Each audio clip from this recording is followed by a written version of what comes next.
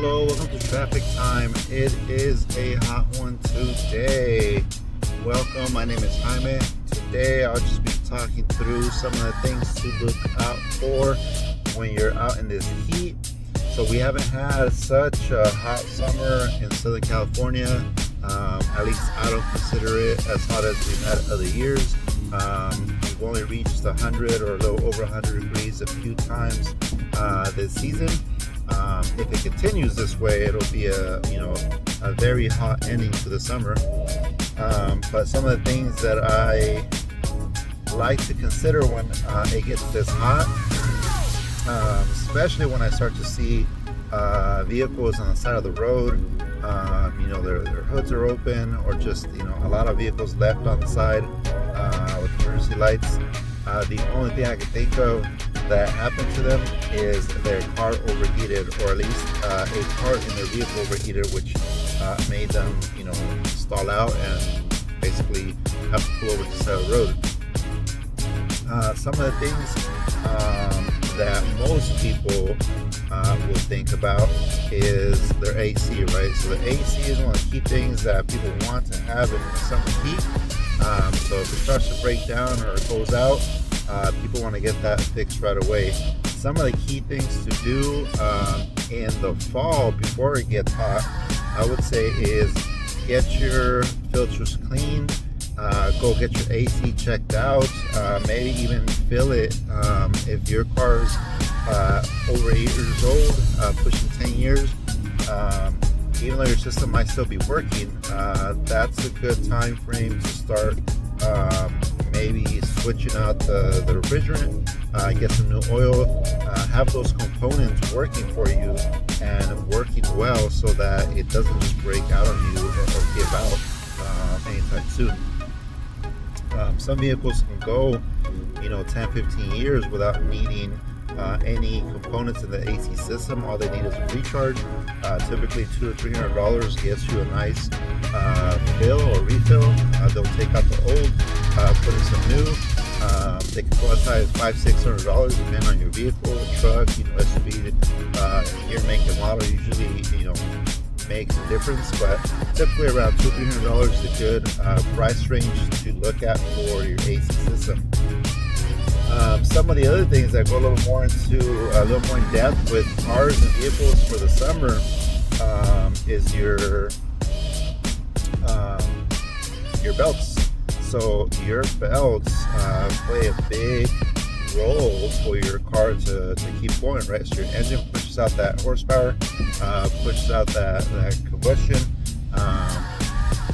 but your belts are what are used by your engine, or the power from your engine to make the rest of the components work, right? So that belt will make your AC turn, that'll make your power steering go. All those key things that you really need to keep moving or comfortably moving in your vehicle is used by the belts.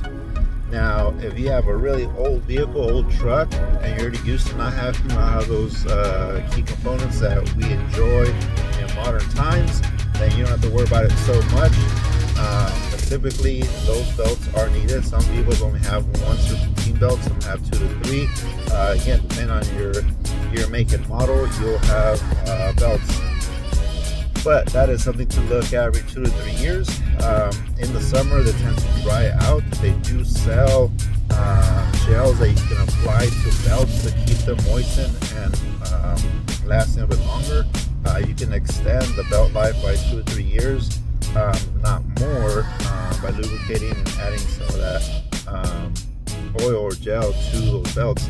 I don't know if they still sell it, but they do also sell a spray that you can spray onto your belt while the vehicle's off. Let it sit, let it absorb, and then you turn it on and let it rotate.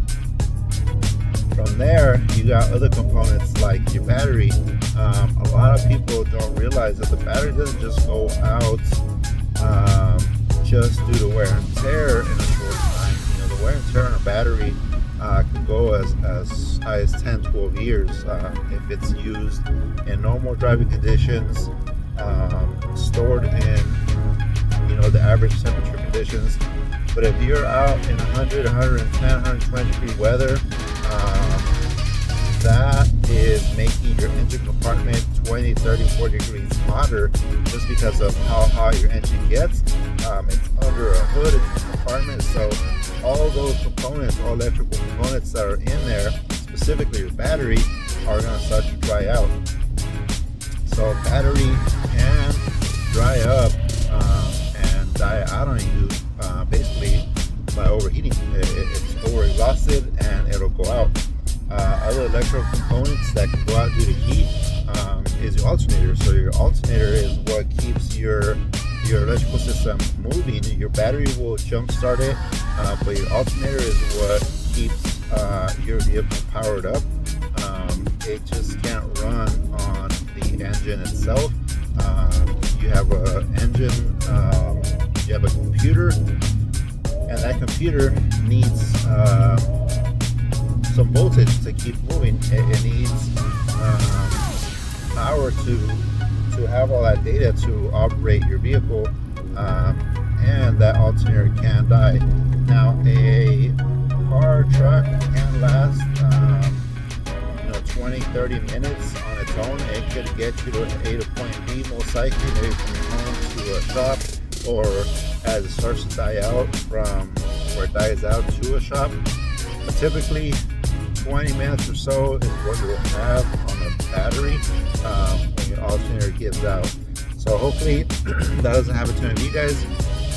It's very unfortunate. One of the ways that you'll know if your alternator is going out is if you have a pretty decent battery or a good battery and it pretty much dies out again within those 20-30 minutes to an hour of driving or just sitting still. That is a sign that your alternator is no longer pushing out the electricity it needs to charge the battery and maintain that vehicle going. Some other things that people tend to remember to do, at least in my generation, is the radiator coolant, right? So you have the fluid that keeps your engine cooled, at least cooler than what it would be without the coolant, right? It keeps it from hitting those 200-300 degrees and damaging your engine. That is a key component that people tend to forget. Some vehicles don't need it as often. Some vehicles do burn it faster than others. It evaporates. Some have leaks. Older systems tend to rust. So radiator fluid is kind of like having water in a fish tank. If you don't clean out that fish tank, even with clean filter, clean system, typically you'll start to get algae, you'll start to get debris.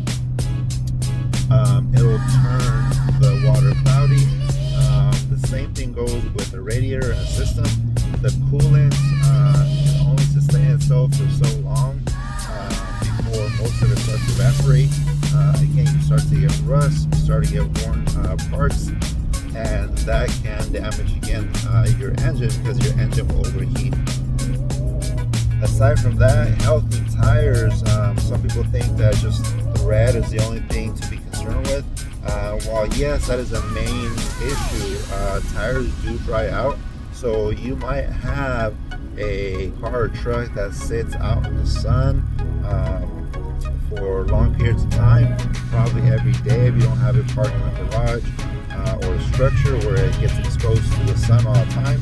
Even if you don't drive that car all the time, you might only drive it 2,000 or 3,000 miles a year, but after so much exposure, those tires will dry out. Tires do have a year mark stamp on them, so if you don't know how to read that, definitely Google it up or go to your local tire shop. They can tell you how old that tire is. Ideally, people want to switch out tires every 3 or 5 years. If your tire can make it that long, fantastic. But I would suggest if your tread is good, still look into changing your tires around that time frame. It's always better to be proactive when maintaining your car than to The same thing goes, to our human body. A lot of people like to react to, bad health and injury. They'll change their diet habits, their eating habits. They'll change their lifestyle after something happens. It's better if you're proactive, right? If you eat healthy, decently healthy, exercise, work out, play sports, be active, so that your body can recuperate and be better. Same thing goes with your car or your truck. The better you have it maintained, and the more things you change out when they're supposed to, the less likelihood that it will go out and cause that domino effect. A lot of components rely on each other, and as one goes out, it starts to trickle out and things to happen. Those are some of the key things to look out for with the heat. In general, your car or your vehicle will go through a lot of wear and tear, and the temperature plays a big role on how fast that time frame is accelerated. Again, some vehicles, some cars you might see posted for sale, you might see on the street that are 10, 12, 15 years old, but they look in great condition. They're well maintained, they're kept in garages, they're constantly being taken to shops, parts are being replaced to make sure they upkeep it so that things don't tear apart and break down. You might see cars that are only 4 or 5 years old that get no maintenance, no service, no love, and they're falling apart. And again, that goes to show how much taking care of your car plays a big role on how long it'll last you. So those are some of the things to look out for in this heat and this temperature. If you haven't thought about it, if there's something that maybe clicked in your head and you haven't done in a while, I'm glad for you. Hopefully you guys can go out and look into those things. If it's not feasible for you, if you don't have the budget for it, maybe take it to the shop, ask a friend, ask a family member, hey, you know what do you think is the key thing in my car that I would need to change? Have them look at it, have it help you assess, you know what, out of these 5-6 things that you might need right now, take care of, number 1, X, number 2, Z, whatever it is. Look into it. I would hate for you guys to be stuck out in the middle of nowhere, the freeway and the highway, wherever it is that you're at. And definitely is not the best feeling. I've been there in hot temperatures, I've been there in many temperatures. You don't want to be stuck if you're stranded due to poor maintenance of your vehicle. Obviously there are things that you can't control, road hazards, there's debris, there's things that will cause your car to stall out and just leave you stranded. But if there's things that you can do to take care of your vehicle, go ahead and do so. If you can make it through this summer heat without needing any repairs or any maintenance, great for you. I would suggest, though, if you do have a vehicle over 5-6 years old, to start looking into those things so that you are well prepared for the summer next year. I'll be posting a video to talk about some of the things to look into for the summer. To look into for the winter, the rainy season, as little or as a lot of rain we might have. You want to be prepared for those things as well. So hopefully this helped you guys to think about what to look into, look out for, so you're not stuck any further during this traffic time. Hope you guys enjoyed the feedback, the topic. If there's things you want to hear, more suggestions, if you are needing some small advice from somebody that's worked on their vehicles for most of their life, please let me know. Ask a question, leave a comment. My opinions, my experience are free. I'll be happy to lend out that hand and let you know what to look out for, what key things to inspect and take to shops. Hope you guys had a great time. Have a good evening. I'll catch you guys in the next episode.